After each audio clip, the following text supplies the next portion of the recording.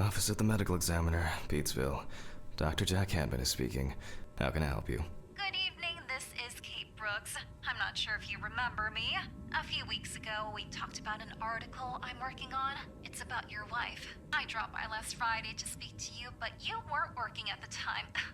I asked the security guard to pass on a note for me. I would like us to discuss the topic of... I thought I had made it painfully obvious for the last time. No! Please don't call me again and stop inquiring about my wife. Damn journalists. They don't let me work. God damn it.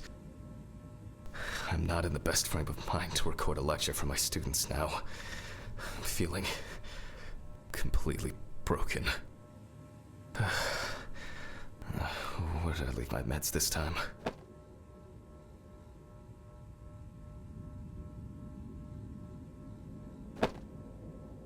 They definitely pay me too little for this.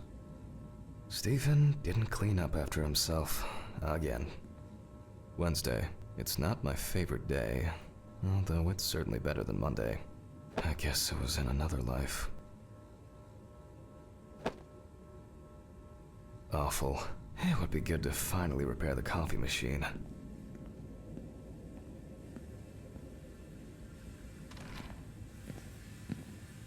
Okay, time to pull myself together. And get back to work. I need to set up the camera first.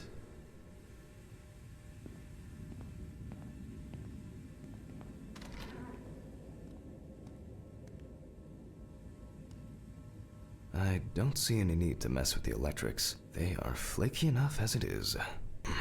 Now remember, Jack, don't forget to hit the record button this time.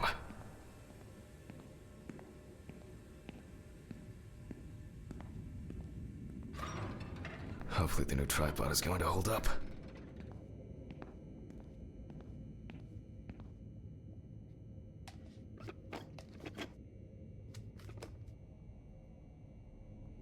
Now, I just have to get everything in frame. This should be fine. November 20th, 1991. Time, 8:43 p.m. Recording for medical students from the University of Missouri. This autopsy is conducted by Jack Handman. Hello, everyone. Welcome to the autopsy room. Today, you will have the dubious pleasure of following a full autopsy, step by step. For those, let's start. Always wear an apron, mask, and gloves. Goggles are a must when the job is splashy. And in case of sharp accidents, it's worth having disinfectants at hand. It's true that you won't get ptomaine poisoning straight away, but if your liver or kidney aren't doing well, you may end up with diarrhea. The cadaver is placed on its back on the autopsy table. The pathologist stands on the right of the deceased. Make sure that all the necessary tools are always at hand so that you don't have to run around looking for something, like I do all the time. In the process of revealing and securing forensic evidence, it is difficult not to interfere with the original condition of the deceased. Written and photographic documentation plays a vital role throughout the entire examination process. During your research, be patient, inquisitive, but above all, attentive to detail. Many entries are visible at first glance, but sometimes they can be cover for more interesting stories. And lastly, remember that nothing teaches you self-narration like working with the dead. So get used to that fact soon. Everyone will think you're talking to yourself. Now, onto the police folder. That will contain all sorts of pertinent information as to who the deceased might be and what potentially happened to them. So, the deceased's name is Tobias Chambers, locally known as Old Toby. Homeless and unemployed, the deceased was found on the outskirts of a parking lot at a gas station, where the body was noticed by a station employee during the morning shift. Initially, he thought that someone had thrown some boots and a coat in a nearby ditch. He worked most of his life at the local port dealing with unloaded cargo. He was fired for being drunk and starting fights. Signs of libation were found around the body. Empty bottles, traces of an inept attempt to start a fire. That's it. It's worth remembering the context around the scene of a death. This allows you to better interpret any traces found on the body. I shouldn't start the procedure without gloves. Now it's our turn to take some pictures for our files. If I can just remember where I left the camera. It's in here somewhere.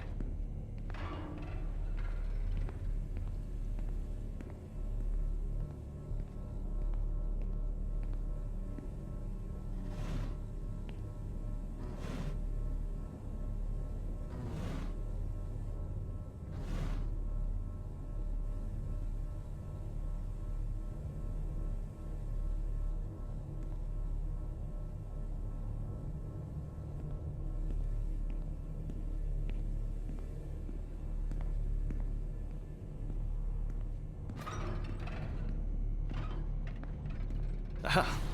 There you are. I knew it was here somewhere. As I mentioned at the beginning, before we begin the internal examination, we need to document the cadaver and the condition it arrived in. We begin with a full body photo. Try and stick to the top-down rule. Voila! Now we move on to the next step, looking for traces. Take your time. Look at the corpse from different sides, from different angles, up close, and from a distance. You're looking for anything out of the ordinary. Poorly healed wound. Looks old. I'll take a closer look later.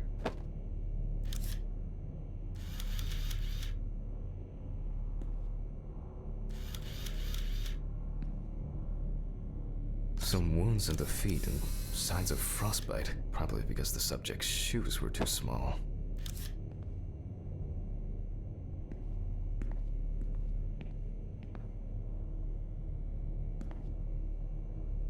Hardened hands, worn out by physical work, and frostbite?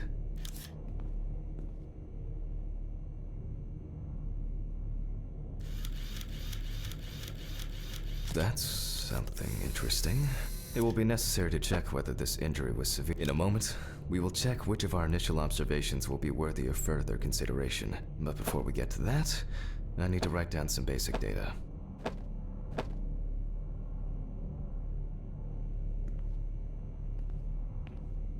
Scalpel, scissors, syringe, magnifying glass, knife. I guess I forgot to clean the knife. Personal information. The deceased was unclothed.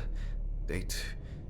Okay, as you can see, I note everything down on previously prepared forms. Every pathologist must keep a detailed record of every step of the autopsy. This not only allows you to track the procedure, but also collates the results together, upon which you may back up your conclusions. So, enough of the boring prep. Let's begin by taking a closer look at the spots I photographed earlier. For this, you're going to need a magnifying glass.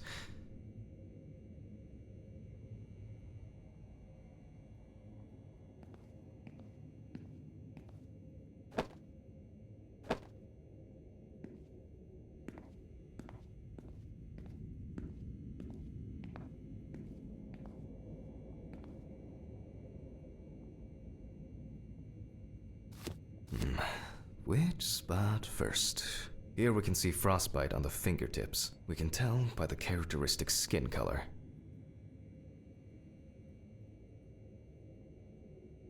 It looks like a burn mark. No doubt painful, but it's not pertinent for this case. I can confirm the presence of ecchymosis on the deceased man's head. The appearance indicates the intravital nature of the wound. Add alcohol, which I can clearly smell, and this was an accident just waiting to happen.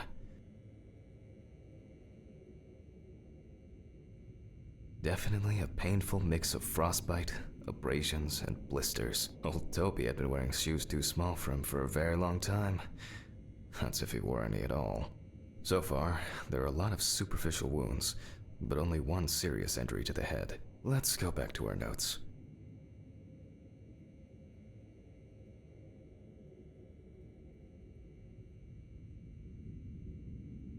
First, I marked the location of the injuries, the head wound. Definitely an important clue. This is something we'll investigate first. We're not in frost season yet, but high humidity, wind, and the inability to warm up can also be causes of frostbite. If Toby's body was cold for a prolonged period, the frostbite could have resulted from the body's defense reaction. The safety of the internal organs is more important than fingers, nose, or ears. Even though this type of wound didn't contribute to the deceased's death, we're still required to record it. As you can see, we don't have much to go on. Let's write down what preliminary causes of death we can think of. Various types of accidents are a common cause of death among the homeless and the elderly. Perhaps old Toby slipped and accidentally hit his head. Considering the conditions in which he slept, his body may have become hypothermic. The nights have been particularly nasty lately. We will check if there are any signs of freezing internally. This is of no interest to us. Since the deceased clearly smelled of alcohol, I'll add alcohol poisoning to our list. We still have one thing left from the basics: rigor mortis. Well, we take our deceased by the hand, Gradually re-raise it.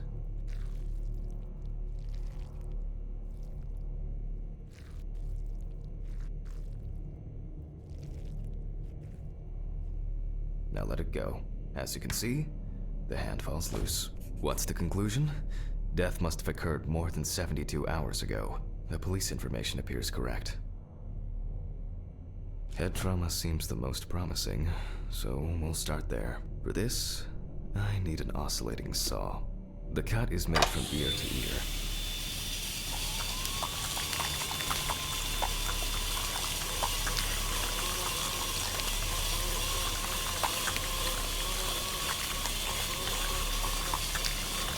After which, we remove the skin and the top of the skull. After the basic examination, we can see that the brain's cerebral gyri in both hemispheres are symmetric. The brain looks good. Some pathologists prefer to examine organs without removing them. However, for me, it's much more convenient to examine them on a board, which we'll do now. Holding a long, narrow blade knife in the dominant hand, we slowly cut the cranial nerves on both sides, all the time pulling the brain towards us.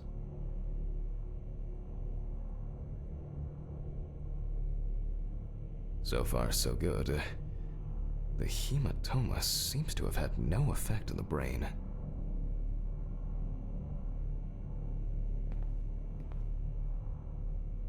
We can rule the fatal accident out as well.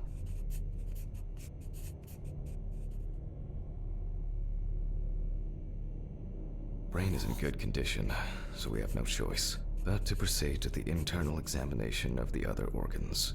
I grab a scalpel from my kit.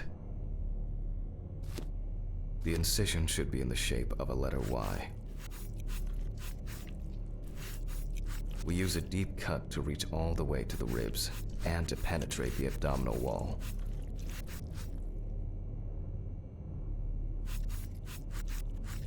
All right, now we peel back and separate the skin.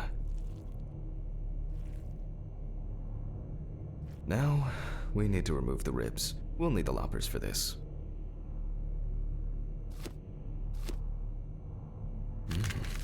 Quite a satisfying crunch, for some anyway. After removing the cartilage tissue, we instantly notice two things. Firstly, there is no congestion of the internal organs. This means that although the deceased was hypothermic, it didn't kill him. Second, we can see widespread black and tarry deposits caused by smoking cigarettes. Despite the tragic condition of the lungs, they are not the cause of death. Alice smoked too. It didn't kill her, but... what was I talking about? Lungs. Yes. Advanced inflammation.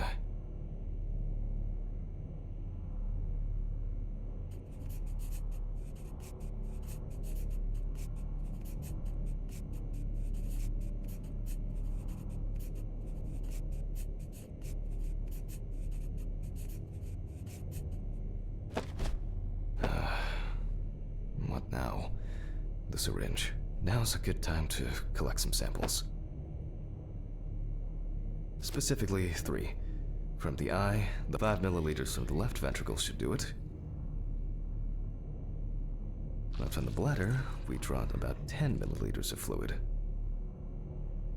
Vitreous humor analysis is very useful in indicating long-term alcohol abuse. Now we take our samples to the centrifuge. But before I do that, I need to find my notebook. My dyscalculia means that I always double-check the settings.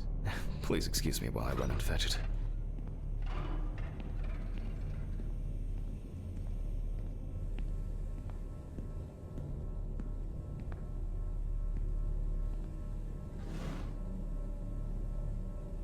This whole thing is covered in stains. I should check this out under the microscope sometime. But the word is, the lab will be open tomorrow. Let's get back to the examination. We put all of the samples into the rotor.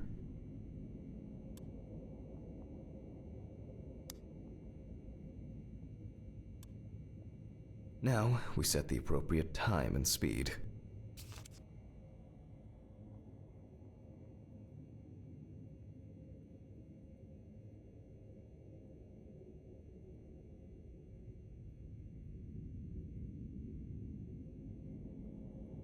Okay, let's roll.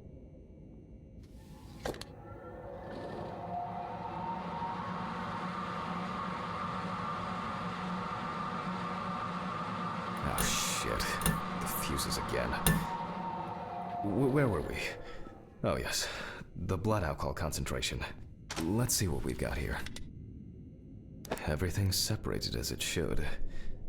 Our lab is closed until tomorrow after the last, incident. However, considering that Toby's favorite eau de parfum appears to be ethanol, I'm guessing the results won't surprise me at all. Let's go further. We will now focus on the cardiovascular system, specifically the heart. We remove the organ and examine it closely. We look for dark hypoxic areas, clots, or other elements that stand out as abnormal. At first glance, the heart looks fine. The pulmonary trunk and aorta seem to be in good condition. There are no pathological changes that would have contributed to Toby's death. Now let's take a closer look at the stomach. Size is normal, healthy, pink color, and as expected, the stomach has no major external damage. We must now cut it open and inspect inside. We will do it carefully so that its contents do not spill out. We open the stomach along the greater curvature, from the heart to the pyloric end. Oh, I already feel like there's something left inside.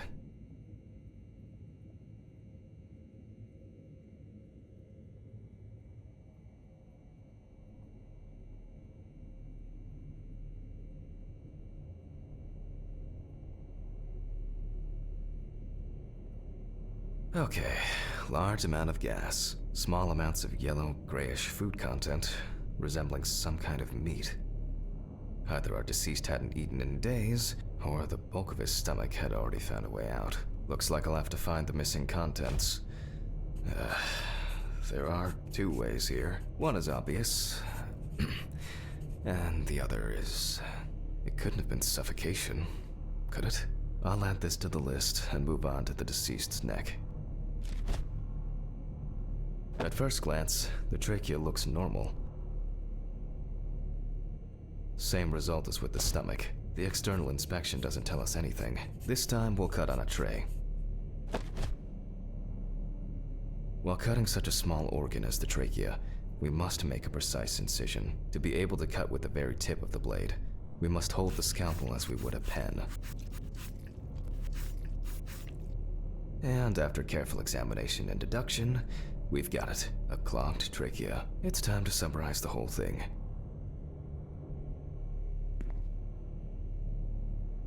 Based on the report and preliminary documentation, it's safe to assume that the deceased passed out after consumption of alcohol and then fell asleep on his back. Then, the gastric contents refluxed and flooded the airways, causing death. That's why we don't forget about the recovery position at dorm parties.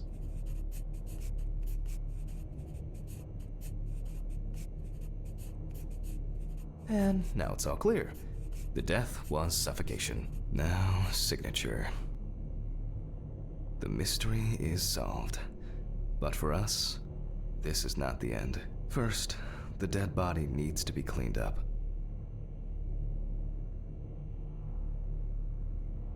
For this, we will need to close the body and grab the needle. First, we unroll the skin flaps. And then, we sew the deceased back up.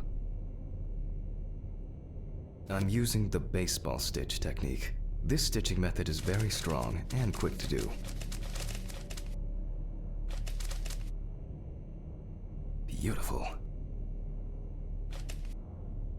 Now we say goodbye to the deceased and put them safely in the fridge, ready for the next stage of their journey. God, I'm tired. I'll drop these samples off at the lab on the way to the bar. I'll call Steven. I don't feel like drinking alone today.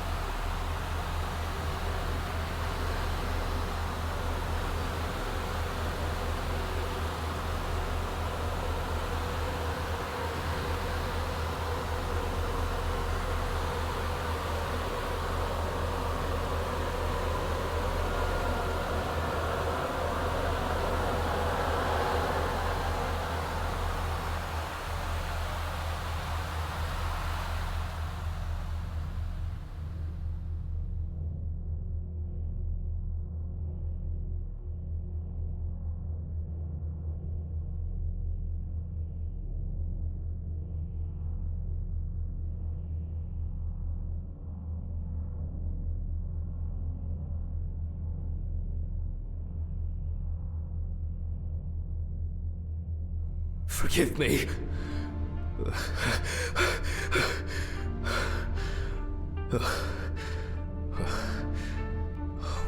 What? Fuck. I should take my pills. So much light everywhere. It's a shame this won't help with my hangover.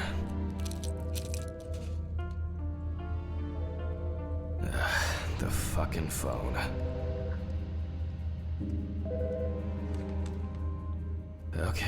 Okay. I know I'm late. I'll be there soon. It's not like the dead are impatient. Jack, no. Alice? Who is this? It's Charlotte Graves. Oh God, I'm sorry. I didn't recognize you. I thought it was work calling. It's okay. I hate it when work calls me at home, too. How is everything? We haven't talked since... Well, there are good days, and there are bad days. What can I say? At least I can hide away at work. Well, you always were the most comfortable in the dissecting room. Listen, I have an unusual request. Okay, how can I help? It's nothing serious. I just wanted to ask, do you have any pictures of Alice? Maybe one where the two of us are together? I'd love to have something to remind me of her. I guess. I'm not sure. I'll look through her things. Thank you. I'm sorry to trouble you with this. All this can't be easy for you. I'll get through it somehow. I've been meaning to sort through her stuff for a while. Have you asked Stephen if he has anything? Yes, I spoke with him this morning. He said he gave everything to their mother and that I should ask you. I see. Jack,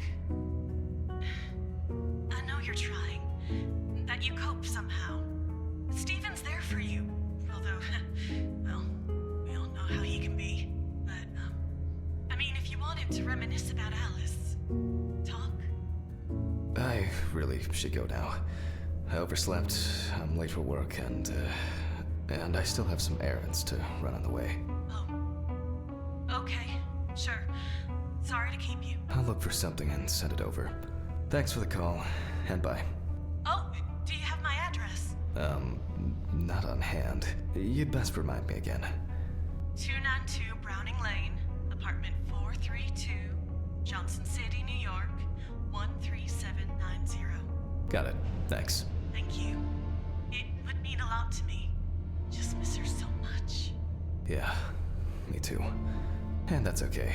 Really, no problem. Thank you. Take care, Jack. You too, Charlotte. It was nice to hear you. Well, that was a bit unexpected. I should probably find something to send.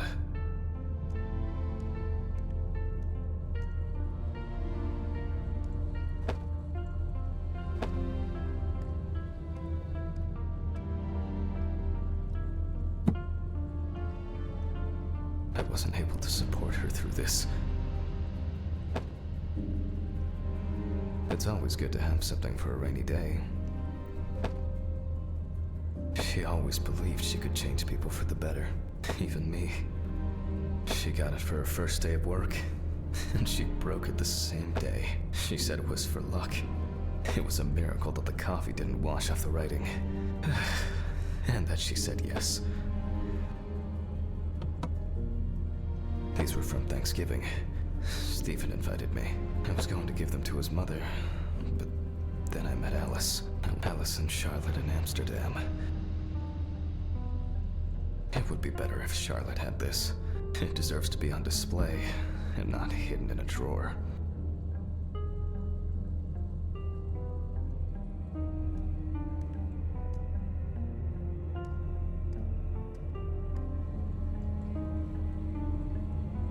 Okay, time to go to work. I'm seriously late. An indispensable element of every office. I should really try and read a few of these.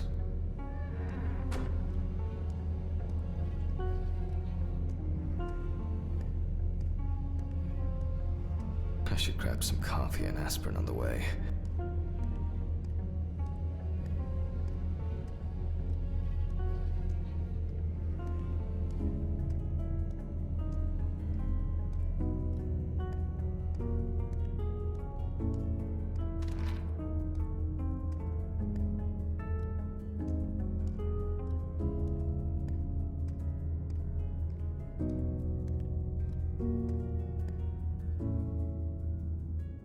I hope this helps, Charlotte.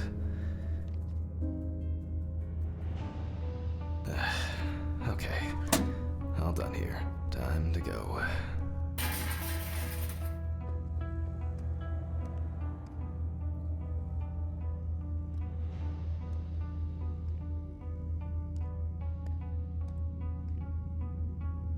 Damn, I forgot my jacket.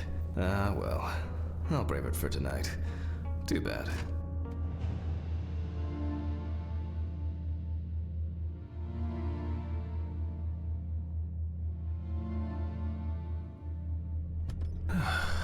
Nice and fresh. At least it's peaceful here.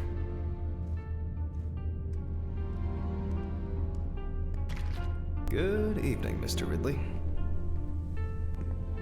Has Steven delivered the body? Mm-hmm. Did he leave it where he usually does? Uh-huh. As always, it's a real pleasure talking to you. If you say so. Some corpses have more personality than this guy. Christ. Who leaves the window open in the middle of November? So I better check the answering machine. Hi, Jack. I dropped by a little early today. I left the body with Ridley in the corridor. He wasn't sitting in the locker then, so maybe he'll even throw him into the room. Well, how are you doing? Yeah, I mean, it's your first birthday without her, and... This, I still have a hangover, and you know me, I run to the John like the neighbor's fucking dog. You know, today I slipped on his shit again. That fucking furball. He always has to shit next to my car. Anyway, I can't come over in the evening, but we'll catch up on the weekend, okay? Bye. I almost forgot. Charlotte called me this morning. She asked about you, so answer your calls, Jack. This time it's not a reprimand for being late.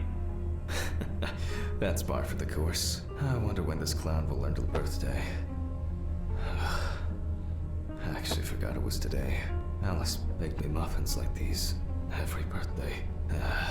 Okay, joke's over. Apron, gloves, and get to work.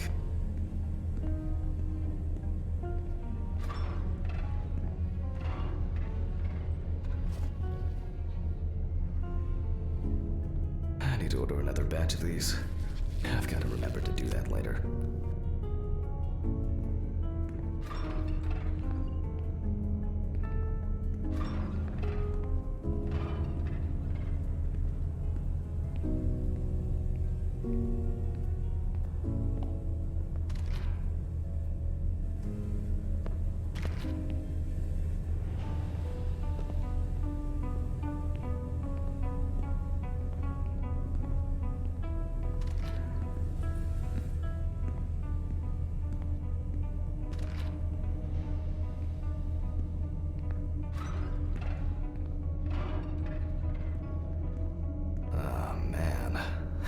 Remember you. You were on that talent show. What was your name again? Steven laughs at me for recording everything. He says I have a bigger collection of stuff like this than most of the creeps he's caught. November 21st, 1991. Time, 9:13 p.m. The autopsy is conducted by Jack Handman. Lecture for the Medical University of Missouri. After yesterday's lecture, you should already know the ins and outs, so today we'll be consolidating our knowledge. So, where do I start? That's right, police folder. Ah, yes, Samantha Barker. Now remember, there's probably gonna be a lot of chatter about this.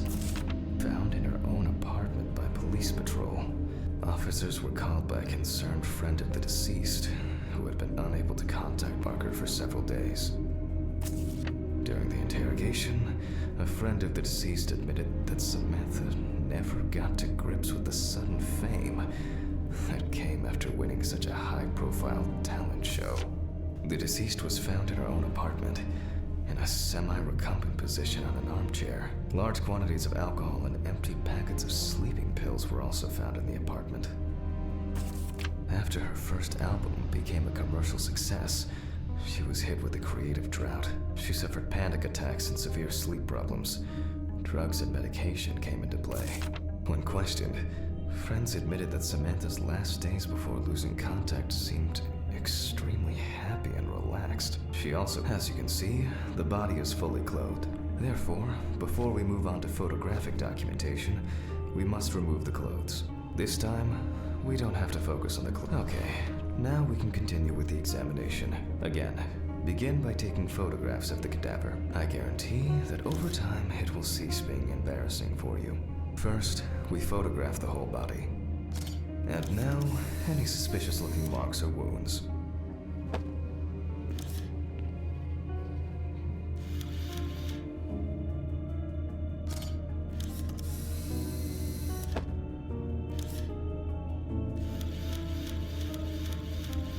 Interesting.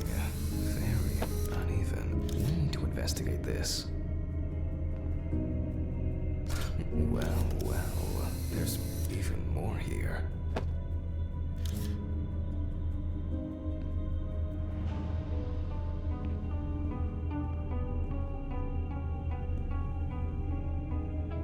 You don't get such bruises from a normal contusion.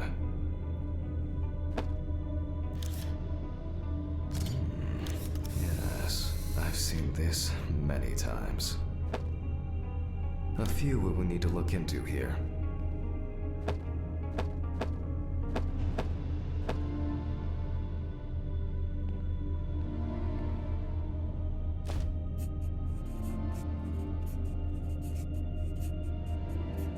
Notes prepared. Time to take a closer look.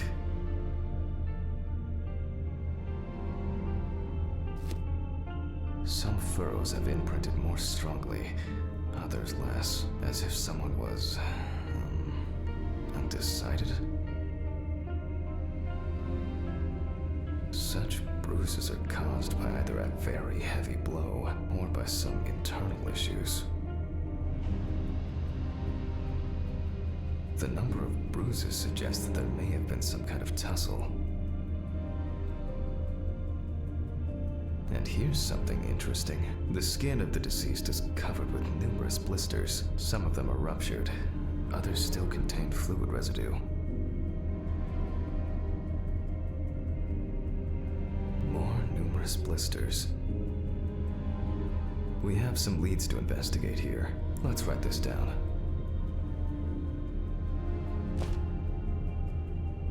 On the neck of the deceased, we can see clear furrows, indicating that strangulation may be the probable cause of death.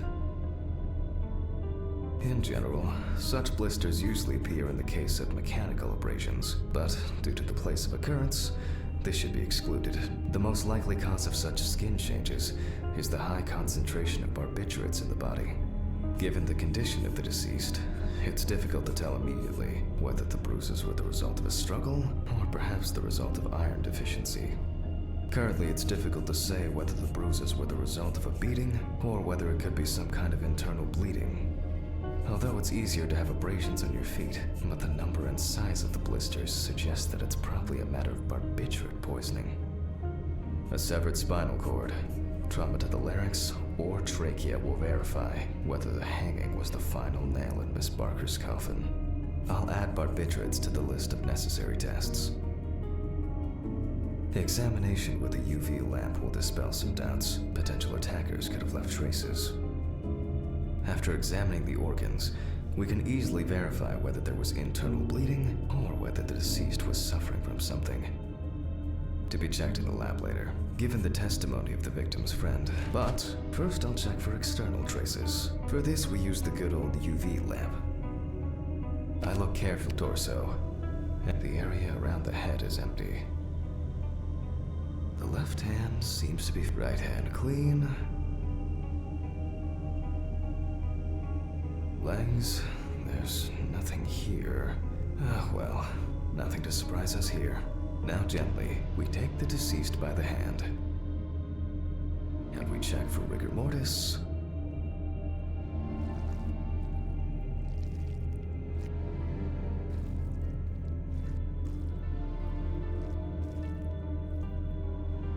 Again, the hand falls freely. Since we don't have a definitive lead, we will examine all the key organs one by one. So, I'm starting the internal inspection.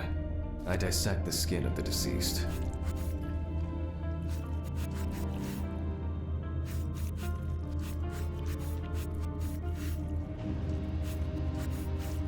And I proceed to deflect the skin flaps. Compared with yesterday's body, the deceased has only trace amounts of adipose tissue. Now for the ribs. What do we have here? Or rather, what don't we have?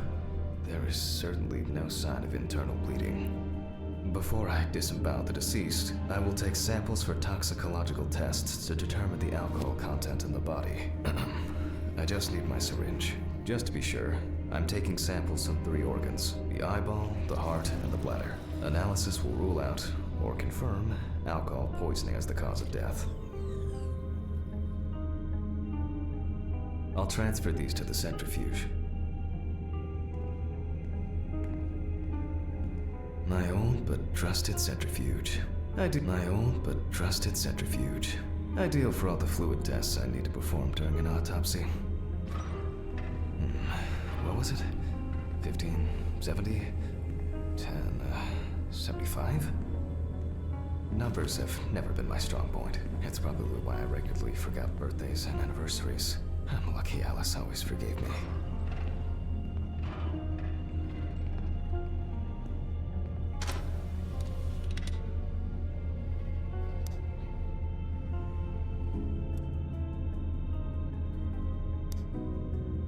Gently does it with this old thing. Handle with kid gloves. I'm starting the centrifuge. Let's see what results come out.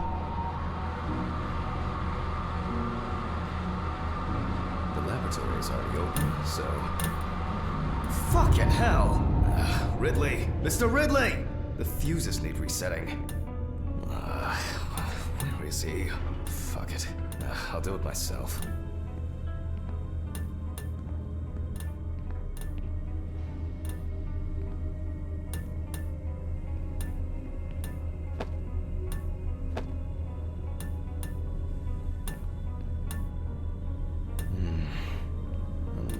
Kidnapping this month.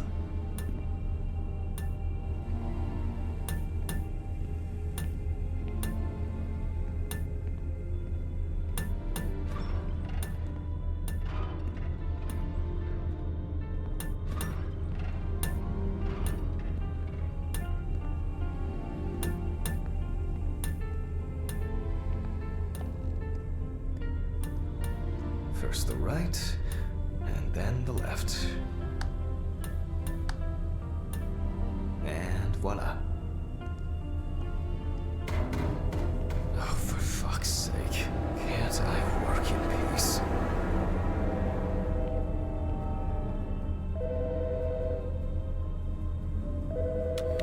Jack Hammond speaking. Easy, why so rude? Steve? Sorry, man. This place is falling apart, and Ridley won't even lift a finger to help. You just can't work here. Did the centrifuge strip the fuses again? Yeah, eventually everything's gonna go up in smoke. Look on the bright side. It's a free cremation with your autopsy. Jesus, stop it. That shit pisses me off. Okay, sorry, Jack. Anyway, I'm calling to ask how the autopsy's going. Soon there'll be journalists sniffing around for info, so we best be ready. I'll whiz through this in a couple of hours. It doesn't look like a complicated case to me. More of a formality. The report will be available in the morning. Sounds great. Thanks. Phew! How's your head? Well, my head seems better than yours. On the way to work. Holy fuck! What? What's happening? Quiet! A 3-car police convoy was involved in an accident near Pete's Bay Bridge while transporting prisoners to Orleans Parish Prison. At the moment, we do not know the exact number of victims or whether any of the convicts escaped. However, the scale of the accident indicates a large number of victims, possibly even fatal ones. Police are on their way to investigate the incident and secure the area. We know that the injured prisoners are on death row. The police were to transport them to their execution, which was to take place tomorrow morning. Many of them are very dangerous criminals. We will report on the matter on an ongoing basis, so stay tuned with us. What? Was... Steven... Was Red Pete one of the passengers? He was, wasn't he? What if he survived? Jack, I have to go.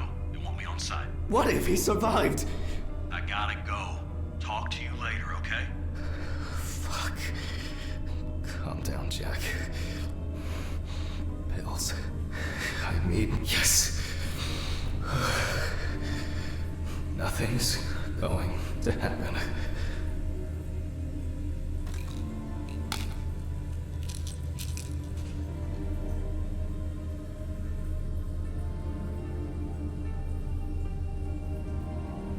Christ. I've got to get back to work.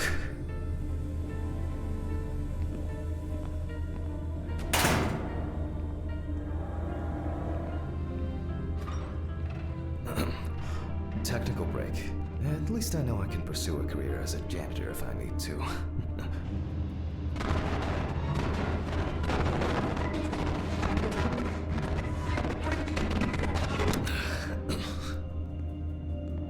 Alright, let's see if we were able to get anything out of this piece of crap.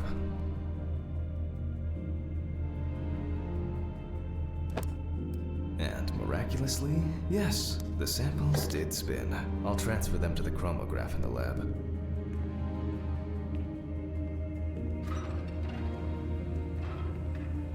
Alright, let's load this up.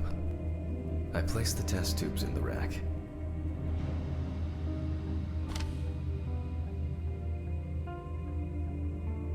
Now, just take 5 milliliters from each.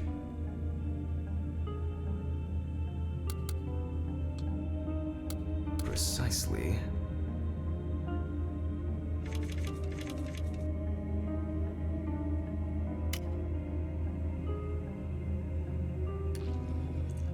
And the next.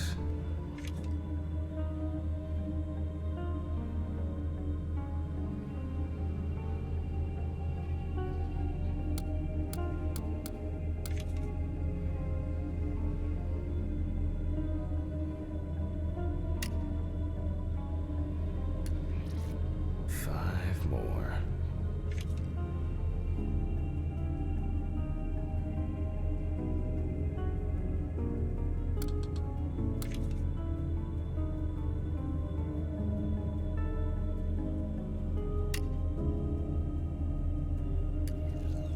We put the prepared sample into the machine.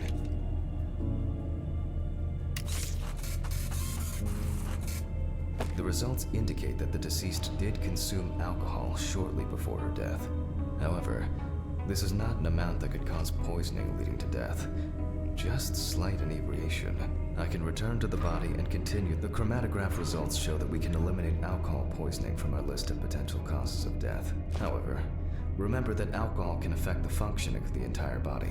It disturbs the heart rhythm, accelerating its rate, and dilutes the blood, which may result in more severe bleeding in the event of an accident. I'll take samples from the liver and the heart to test the concentration of barbiturates in the body.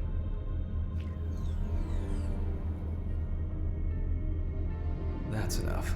I'll do the test later. I'd best not try my luck with the centrifuge right now. Now I removed the liver.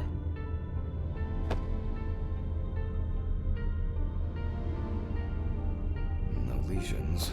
However, it is slightly enlarged. Perhaps it's a slight inflammation or drug-induced damage. It may also be the result of the deposition of substances from drugs. Let's check the weight of the organ.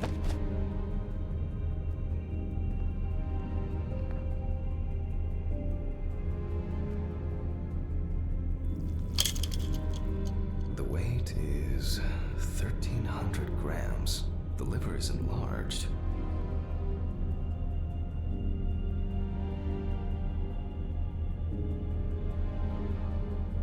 I'll move on to a cross-sectional study. Perhaps the enlargement is the result of early cancerous changes. The blade glides through smoothly. I don't feel like I'm encountering any changes with an unusual structure. No steatosis or cirrhosis. The liver is actually quite clean inside.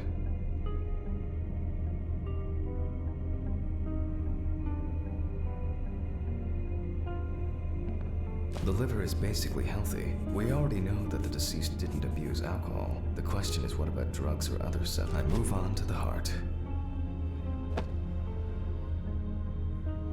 Oh.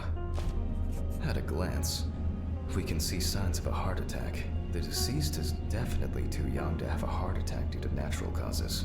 The liver is enlarged, not from alcohol poisoning, and the heart looks like it has collapsed. So, I guess we need to go to the centrifuge and check for these barbiturates.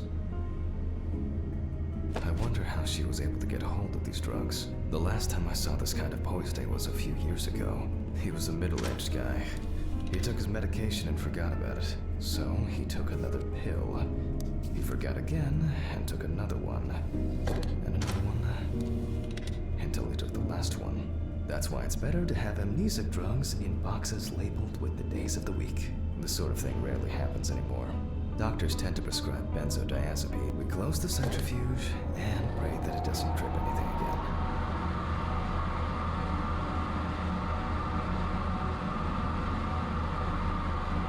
It looks like our luck is in. We can take the samples to the lab now.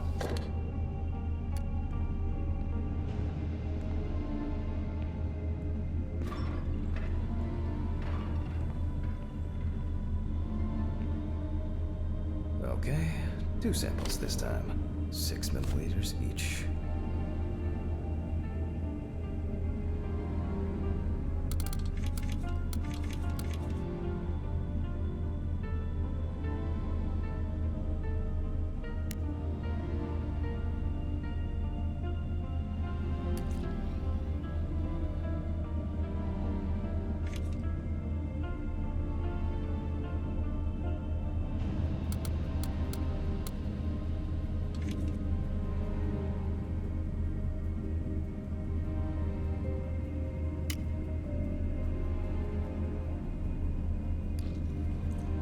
Well, let's see how much of it we find.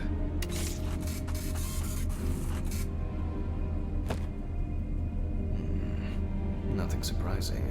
Significant amounts of phenobarbital metabolites of hepatic origin. Looks like I'll have to check the contents of the deceased's stomach. The tests showed that the collected blood contained enough barbiturates to cause cardiopulmonary collapse. The question now is whether it was an accident or a deliberate act. I'm proceeding to examine the stomach. Before extraction, I ligate the entire organ to prevent its contents from spilling out. Okay, I'm now cutting out the organ, which will move to the board for dissection.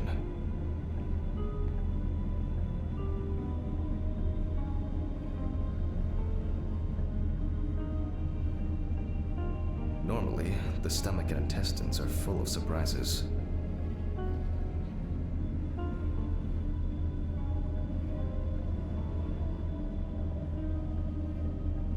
But not this time. We see remnants of undigested food and a dense mass of pills. You don't take this many drugs by accident.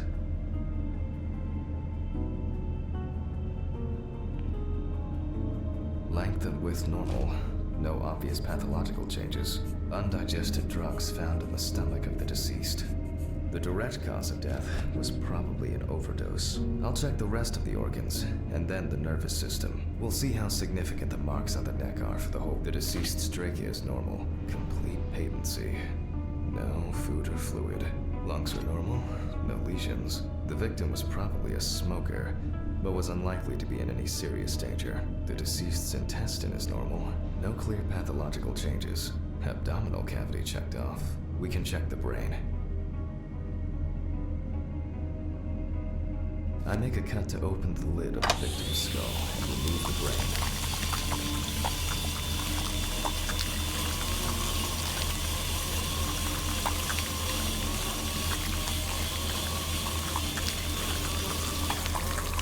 Brain is normal. No obvious lesions. All right. I need to dissect it on a board. Using a knife, I carefully cut through the brain tissue.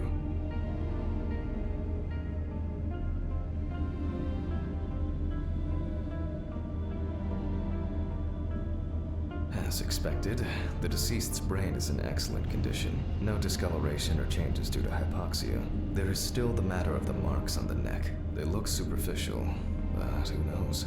Maybe the spinal cord has been severed. I need Alice.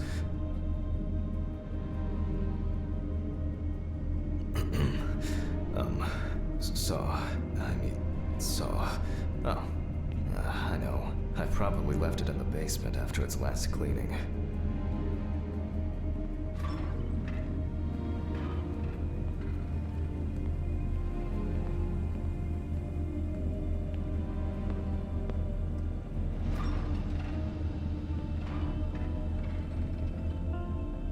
Mr. Ridley, I need a key to the basement. It's in the social room. Why is the key lying at the... never mind. Thank you. Hey, Hammond. Did you hear about the convoy? Maybe you'll get a chance to relive your glory days and catch Red Meat again, huh? Let's hope there won't be a need for that. If only he could put that much enthusiasm. I get the feeling that searching through this rubbish is more pathogenic than working with corpses.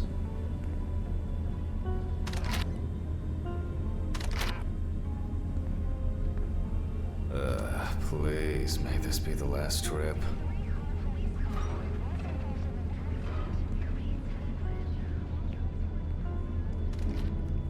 Fuck. Why did the prison convoy have to get into an accident? Jack, take a deep breath. Deep, pleasantly cool breath.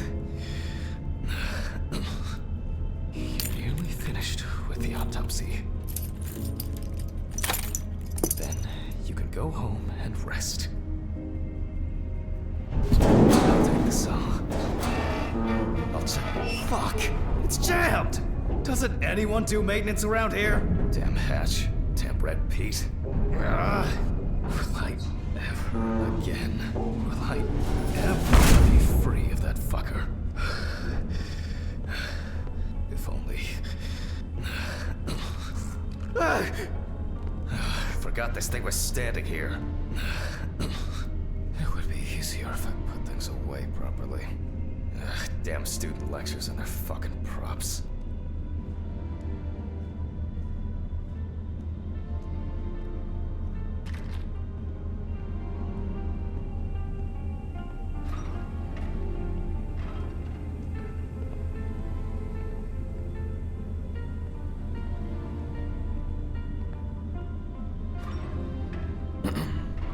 Sorry for the short interruption. I hope you all took the opportunity to grab some coffee. And now that I have everything I need, I'll move on to revealing the spinal cord.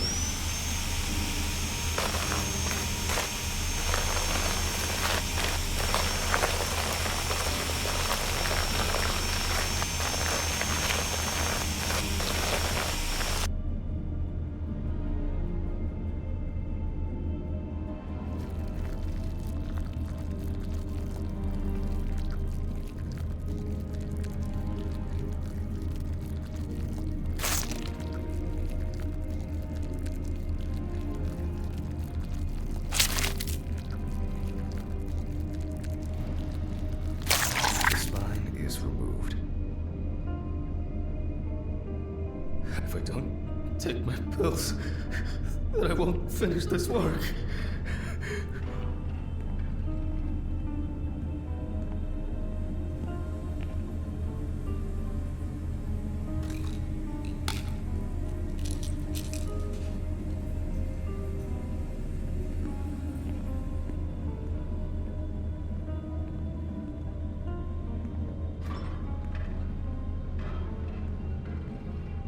I can see that the spinal cord was not severed. This shows that apart from the marks around the neck, hanging didn't negatively affect the condition of the deceased. Ladies and gentlemen, almost over. Now, to sum up and tidy away the body. The direct cause of Samantha Barker's death was a heart attack resulting from an overdose of barbiturates. Traces found on the body suggest that the overdose was a deliberate act, following a failed attempt to hang herself. The autopsy found no evidence or genetic materials indicating that death could have been the result of an attack. Third-party involvement must be excluded. Autograph, and we can start sewing. In the 1950s and 1960s, the use of barbiturates for suicide was actually quite common. I think it was most talked about after the death of Marilyn Monroe. At home, it was a help and comfort. On death row, a farewell to the convicts. Well, that's the way it goes. It isn't the drug, but the dose. Well, we're done for today. Thank you for your attention.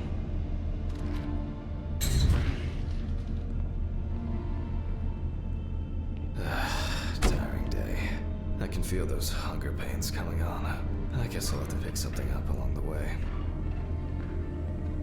A nightcap will do me good. Maybe later. I'm still hungover, and it might tip me over the edge. Good night, Mr. Ridley. The police will pick up. I guess there are actually two things in this world you can be certain of: death and Ridley's reluctant attitude. Alright, maybe three things. My whiskey on the rocks when I get home.